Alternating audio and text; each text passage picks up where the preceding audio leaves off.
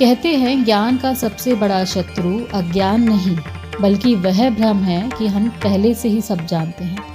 नमस्कार दोस्तों, राधे राधे। आज हम बात करने वाले हैं शिव के उस रूप की जो सिर्फ एक प्रतिमा नहीं बल्कि पूरे ब्रह्मांड की धड़कन है, नटराज द कॉस्मिक डांसर। और उनके पैरों के नीचे दबा एक छोटा सा दानव, अपस्मार। लेकिन यह कहानी दानव और देवता की नहीं बल्कि मनुष्य और उसके भीतर बसे अंधकार की कहानी है। अपस्मार कौन था? अपस्मार कोई साधारण राक्षस नहीं था। वह था अज्ञान, अहंकार, भ्रम, मानसिक अंधकार। वह हिस्सा था जो इंसान को सीखने से रोकता था, सत्य को समझने से रोकता था और जीवन को नष्ट करने की ओर ढकेलता था। देवताओं और ऋषियों को डर था कि यदि अपस्मार बढ़ता गया तो संसार अज्ञान में डूब जाएगा, लेकिन उसे मार भी नहीं सकते थे क्योंकि अज्ञान का पूरा विनाश भी संतुलन बिगाड़ देता है।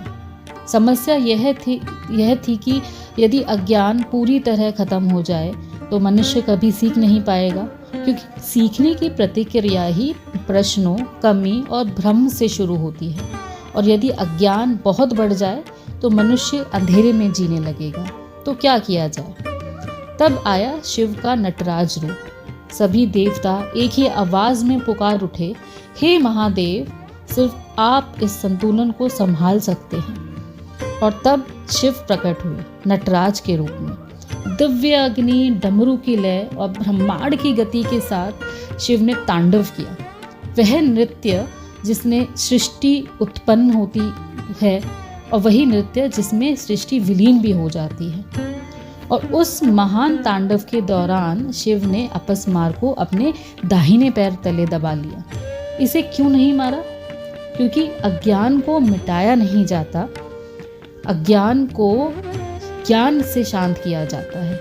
शिव ने अपस्मार को मारा नहीं, लेकिन इतना दबा दिया कि वह कभी ना बढ़ सके और कभी मनुष्य पर शासन ना कर सके। ये बताता है कि हमारे जीवन का अज्ञान मरता नहीं है, बस वह दब जाता है जब हम सीखना, समझना, जागना और विकसित होना शुरू करते हैं। इस कथा का गहरा अर्थ यह है कि नटराज का हर अंग एक दर्शन है।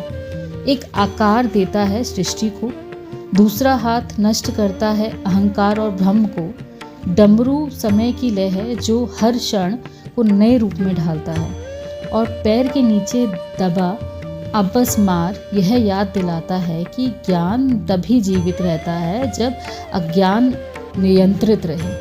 सो दोस्तों, हम सबके भीतर एक अपस्मार है। कभी वह अहंकार बन जाता है, यह कहकर कि मुझे सब पता है। कभी वह डर बन जाता है कि मैं कुछ नहीं कर सकता। कभी वह हमें भ्रमित करता है कि मेरा रास्ता यही है और कोई रास्ता नहीं। पर ध्यान रखना, शिव ने अपस्मार को खत्म नहीं किया बल्कि उसके ऊपर उठकर नृत्य किया। बस यही कला हमें भी सीखनी है। समस्याएं खत्म नहीं होती, हम बस उनके ऊपर उठना सीख जाते हैं। अज्ञान जाता नहीं, लेकिन ज्ञान का प्रकाश बढ़ जाता है। अहंकार खत्म नहीं होता, लेकिन विनम्रता उसे दबा देती है। अंतिम संदेश, आज ही अपना नटराज बनिए। अपने भीतर के अपस्मार को पहचानिए। कौन सी आदत आपको रोक रही है? कौन सा डर आपके पैरों से चिपका हुआ है? कौन सा भ्रम आपकी गति को रोक देता है? और फिर शिव की तरह उसके ऊपर कदम रखकर आगे बढ़ जाइए। यही है जीवन का असली नृत्य, यही है नटराज का रहस्य, और यही है आध्यात्मिकता की सबसे बड़ी चीज।